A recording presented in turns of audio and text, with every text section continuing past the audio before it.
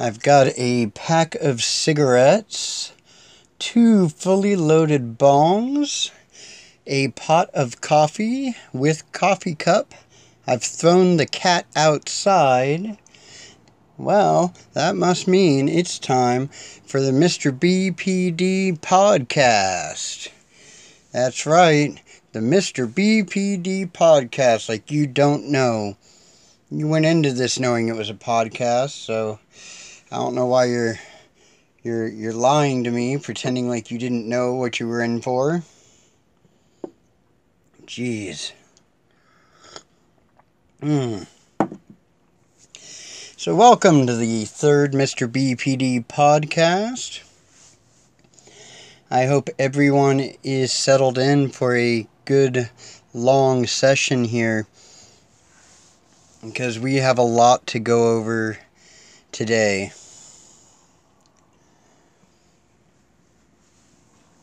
We've got to talk about friendships, ex-friendships, women, men, relationships, loneliness, companionship.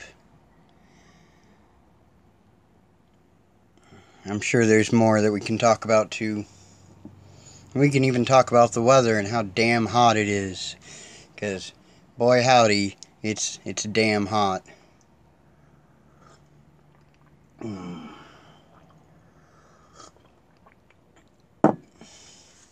So light them if you've got them, or smoke them if you've got them. I don't know how they say that. I guess we'll just dive right on into it.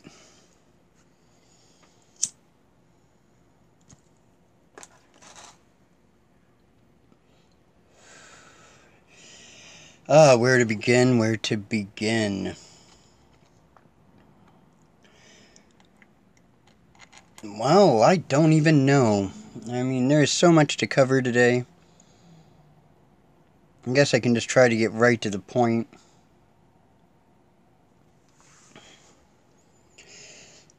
I think the main topic of this discussion is going to be relationships and loneliness and the merging into one being that happens when for some reason you find some significant other.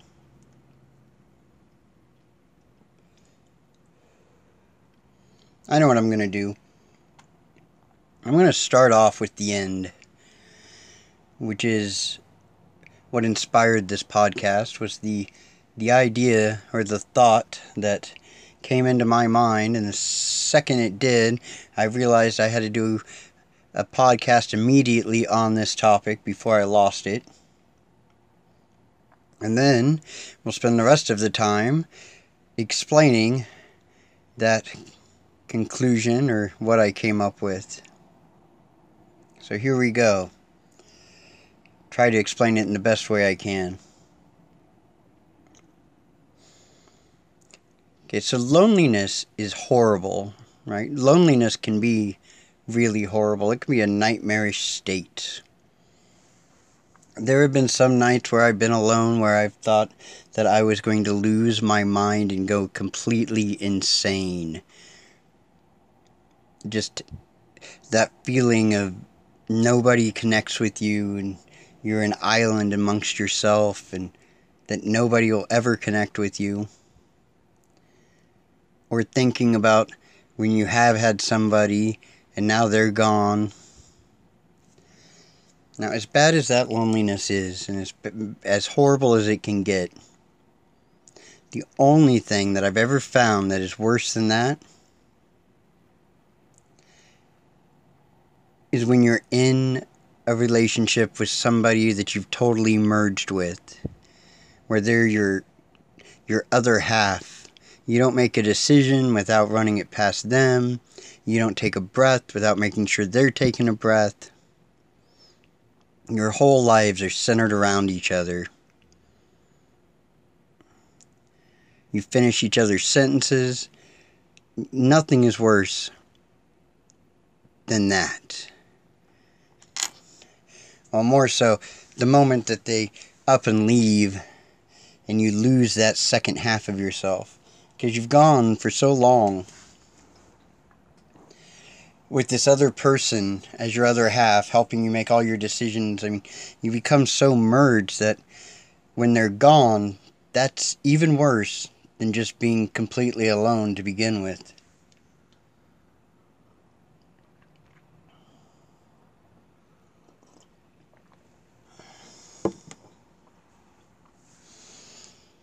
So that was the thought that triggered this whole podcast here.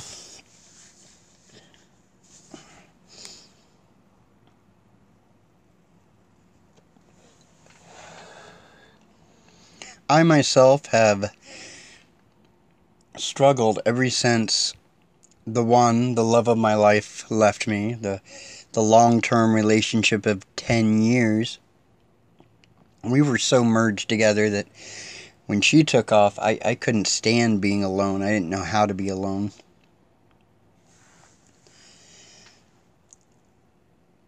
Somehow, for the last 20 some odd years, I've managed to never truly be alone. I've made sure to always live with roommates or girlfriends or somebody, but never to really be on my own, never to really have my own place. There was a short period of time where I had my own place. It only lasted for about 3 months, though, and I went completely insane and had to get rid of it and move in with roommates because I just couldn't stand the emptiness. Even though I don't like people, a lot of times I wouldn't even really interact with my roommates or the people I lived with, yet their presence alone was enough to fight back that empty feeling that I had, that complete lonely feeling.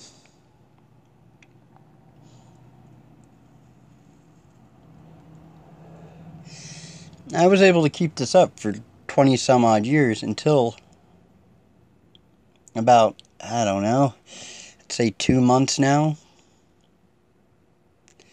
I got tricked. I don't know if I was necessarily tricked or not, but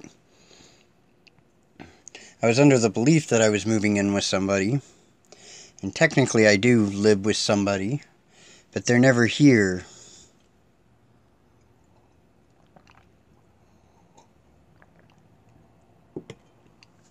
Therefore,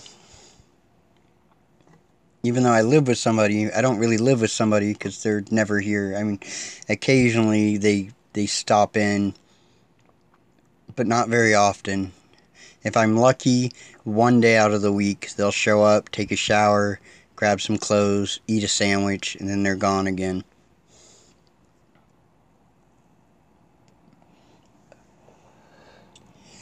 That leaves me, the rest of the time, completely alone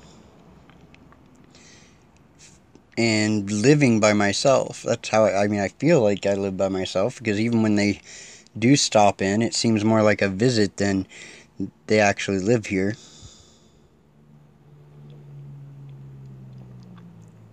I've had to face that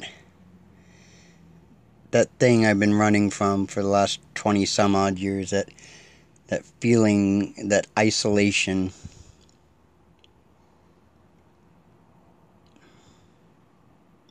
And I've come to learn a few things in doing so.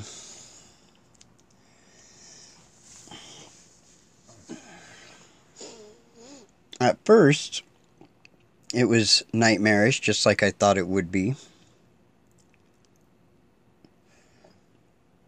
Luckily, the pain of being merged with somebody is long gone.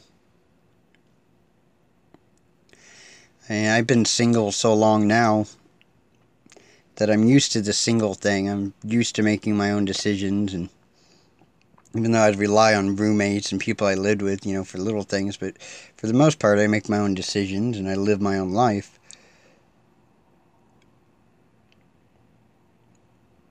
So I didn't have that. I just had to get used to the not having the hustle and bustle of other people being around.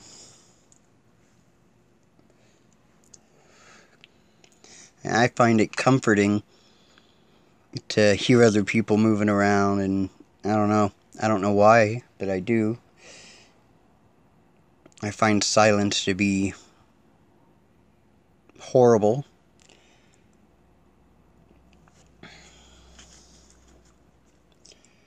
But I'm getting past that.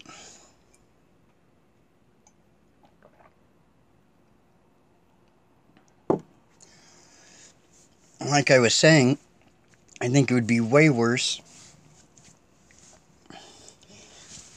to be in a situation where I was with somebody and my whole happiness depended on them, and if they were to take off and to leave, then they would completely destroy my universe and my world. That's a spot that I've been in a few times, and I definitely don't want to be back in that kind of situation.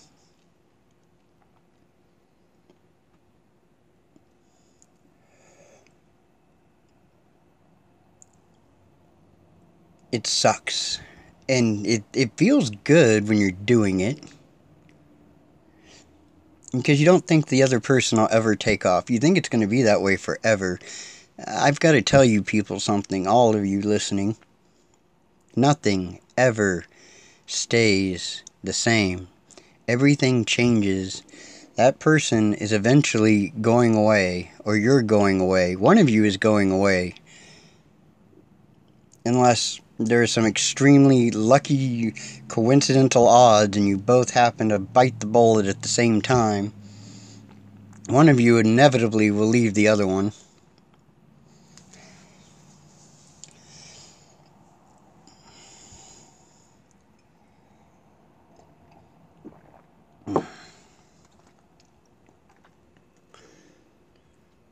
In my experience,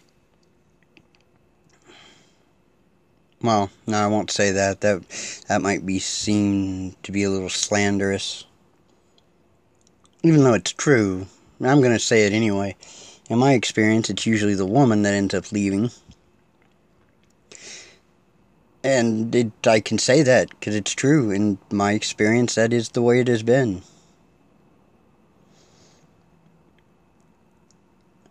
It doesn't necessarily mean that's always the situation, but the way I've seen it, that's the way it's gone down.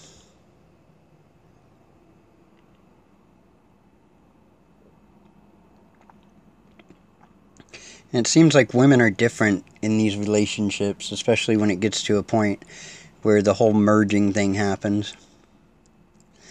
It seems like in the beginning, women are very, very passive and very going along with the flow and just want to do things that you want to do. And then slowly, over time, they become more demanding and start wanting to do less and less of what you want to do and start wanting to do more of what they want to do and forcing you into doing what they want to do because they know they've got that power over you that if they leave, they're going to destroy you. And I don't think they ever get that attached. Because women can fall in and out of love almost instantaneously. It's like turning on a light switch. Now, they're devoted when they're in love. Don't get me wrong. I'm not going to say they're not. Women are way more devoted when they're in love than probably anything I've ever seen. Yet, the second that they're no longer in love with that guy, it's like flipping a light switch. They will go from completely devoted, in love, to that guy's a piece of shit, I can't stand him, I never want to see him again, almost overnight.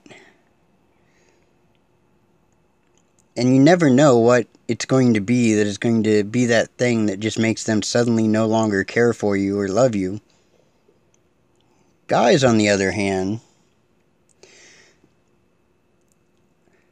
when we fall in love with a girl or a woman or whatever, we tend to be in love forever. All the women I've ever truly loved, I still love them with the same amount of love as I ever did. I mean, things didn't work out, things changed, but my feelings didn't change. I mean, I could never be in love with somebody and then hate them the next day or whatever. That's just not the way I am. And you can, and if you don't believe me that this is the way it is between men and women, I've got some proof. Go listen to breakup songs. Alright? 99% of all these breakup songs that are sung by men are all about trying to get the woman back and how the woman took off and they love the woman. There's very few of them that are, you know, you were a bitch so I took off. I mean, they're out there, but I'm going to say 99% of them are going to be men trying to get women back. Now, listen to 99% of the breakup songs sang by women, and they're mostly the, you know, the guy was a bastard, fuck men type songs. You know, you've got your restraining order songs and all your bestiality songs. I mean, it's just... Now, granted, there are those 1% of songs where women are trying to get men back, but generally it's just about how men are pieces of shit.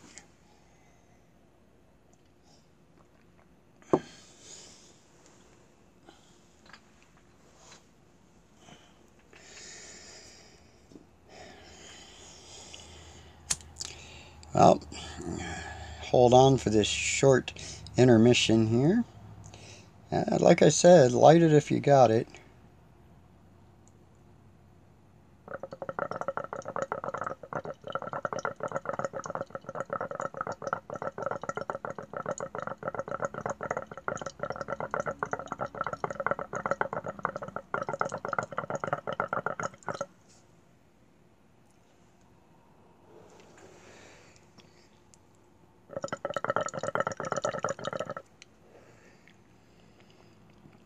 That's better. So let's get back on topic a little bit.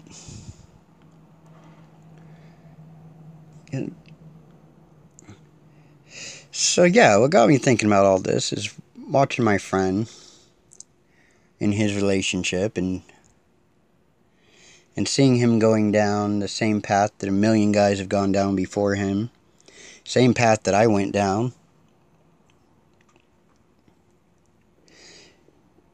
And it's not a path that we go down unwillingly. See, that's the thing that is frustrating about it. Because when we get into these relationships, and that connection with that other person is so powerful and so great, and you just start not giving a shit about anybody else except that person.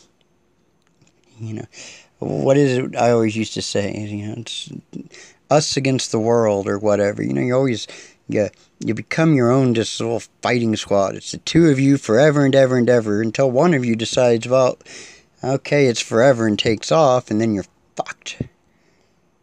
But up until that point, it's great.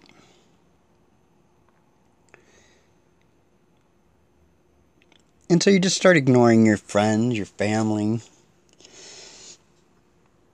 And even when you don't ignore them, you're just... Like with me, what I'd always do is I didn't realize for a long time... We'll talk about the 10-year relationship, because that one's got the most examples. When I first started going out with her, all of my friends were cool with it.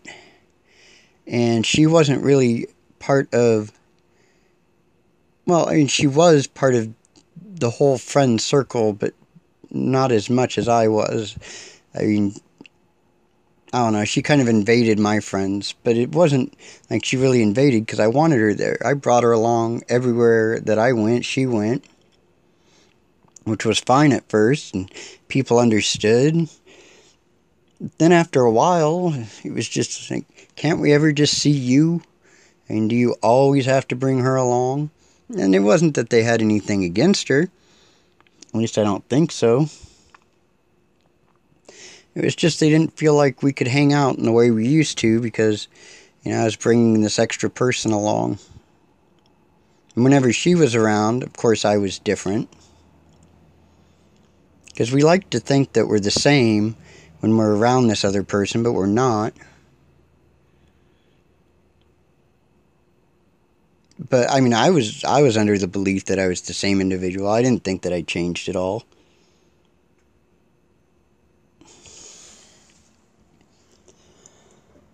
And that destroyed a lot of friendships. Just because, after a while, they just stopped wanting to really hang out because they knew they'd never get to really hang out with me, and I was always distracted anyway, even when I was around. And I wasn't really reaching out to them because, I had all that mattered to me.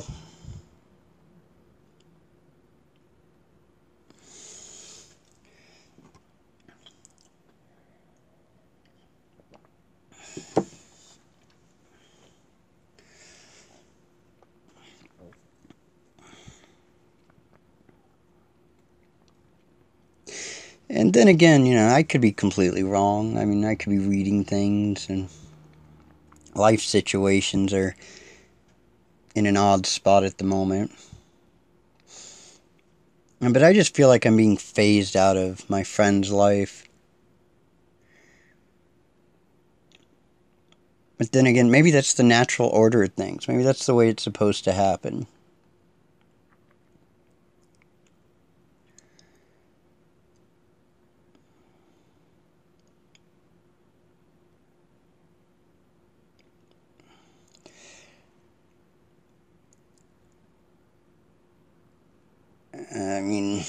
I don't know, maybe.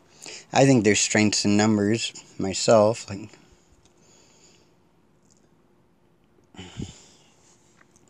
I just see this whole situation as if we all lived together and all helped each other out, there'd be more resources to go around. They seem to think about it differently. That's fine, because I've started phasing. Once I realized that my friend was phasing me out of his life, I decided to start phasing him out of my life. It's always better to be the dumper than the dumpy. I start seeing red flags, and it's like...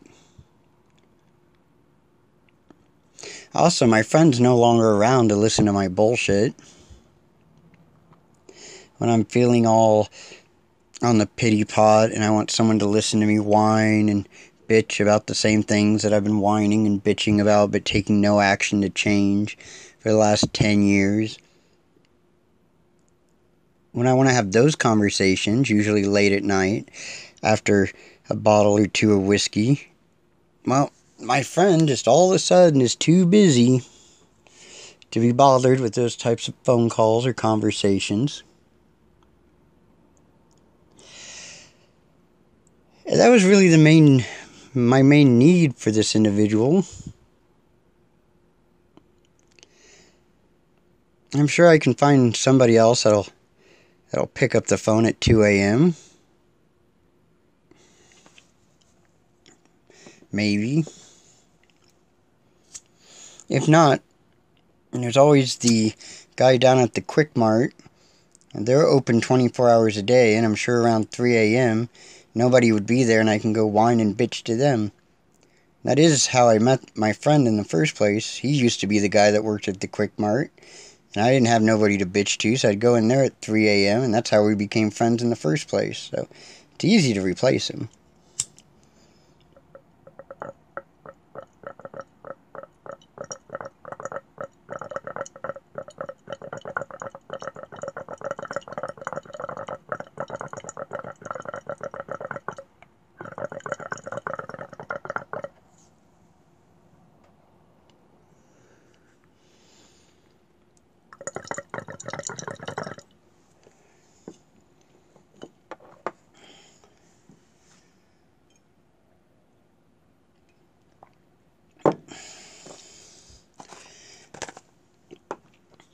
Maybe I'm not being phased out. Maybe it just seems that way. Still, I find it better to be the dumper than the dumpy, so I'm taking plans to make sure that I get hurt as little out of this situation as possible. And that brings me back to the whole living alone thing and being alone. I'm finding that it's really not as bad as I thought it was.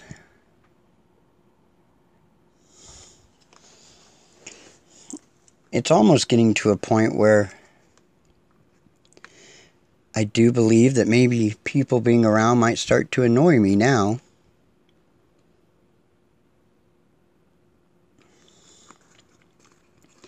I don't have people around long enough to know, but I could definitely see it being a possibility. Because there is a lot of freedom in being alone and being comfortable with it. And being alone sucks if you don't want to be alone. But it can be quite enlightening and refreshing when you don't mind it. And it's good to be comfortable by yourself. Be comfortable in silence.